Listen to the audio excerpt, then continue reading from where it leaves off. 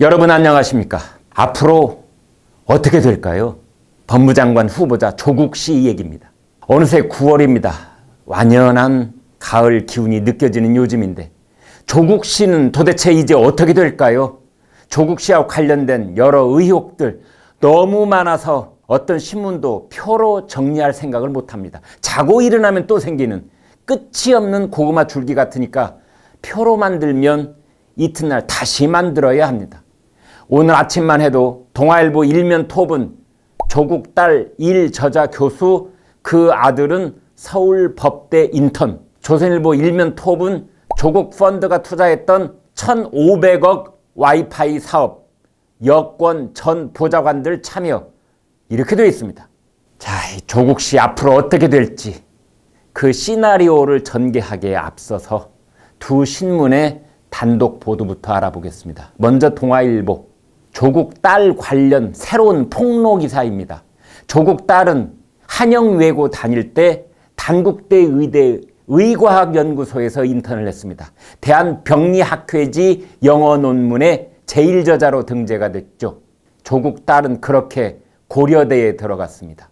그런데요, 조국 딸의 이름이 제1저자로 등재된 그 논문의 책임저자가 단국대 의대 장영표 교수였습니다. 장 교수의 아들도 한영외고에 다녔는데 서울대법대 법학연구소 산하 공익인권법센터에서 인턴을 했습니다. 장 교수의 아들은 이런 경력을 미국 명문 듀크대 입학 서류에 포함시켰고 듀크대에 합격했습니다. 조국 씨는 당시에 서울대 공익인권법센터 참여교수였습니다.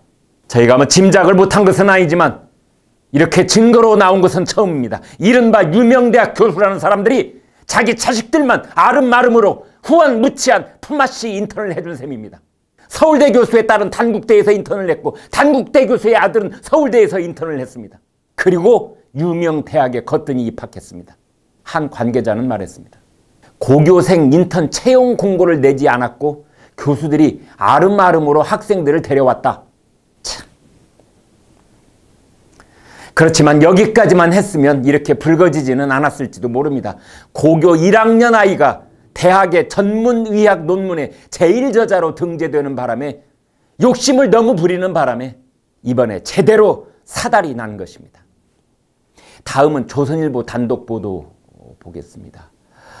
조국 씨 가족들이 투자한 사모펀드, 편의상 조국펀드라고 불러보지요. 이 조국펀드가 처음부터 서울시 지하철 공공 와이파이 사업 수주를 염두에 두고 설립됐다는 증언이 나왔습니다. 이 사업은 민간 사업자가 서울 지하철 내에 초고속 와이파이 설비를 구축하는 내용으로 그 규모가 자그마치 1,500억 원에 이릅니다. 조국펀드 운용사 코링크 PE와 협력한 또 다른 A 컨소시엄이 있는데 이 컨소시엄이 2017년 9월 서울교통공사에서 우선 협상 대상자로 선정이 됐습니다.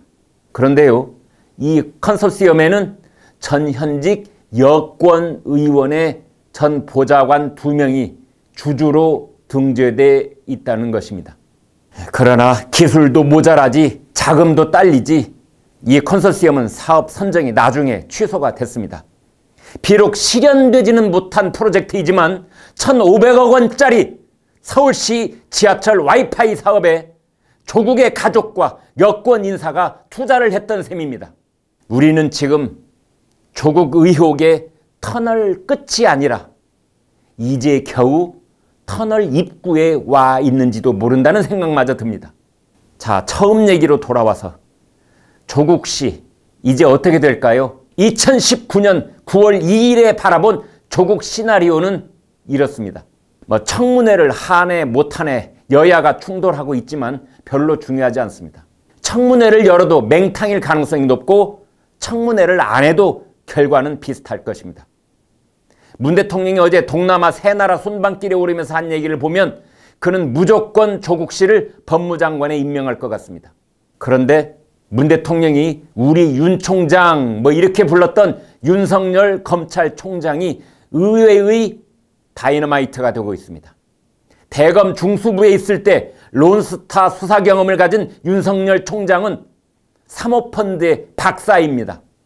윤 총장이 조국 씨 일가의 사모펀드 투자 의혹을 보고 직감적으로 이상 기류를 느낀 것으로 보인다는 증언도 나왔습니다. 특히 조국 씨의 처남인 정모 씨가 코링크 PE 증자 과정에서 기존 주주보다 무려 200배나 비싼 가격의 주식을 사들인 자료가 결정적이었습니다. 이제 30곳이 넘는 압수수색까지 마친 윤석열 검찰총장. 그는 한국 헌정사상 처음으로 법무장관을 기소하는 검찰총장이 될 수도 있습니다. 증거인멸 우려가 있으면 인신구속도 가능합니다. 물론 청와대와 여권에서 엄청난 반발과 협박과 회유가 있을 것입니다.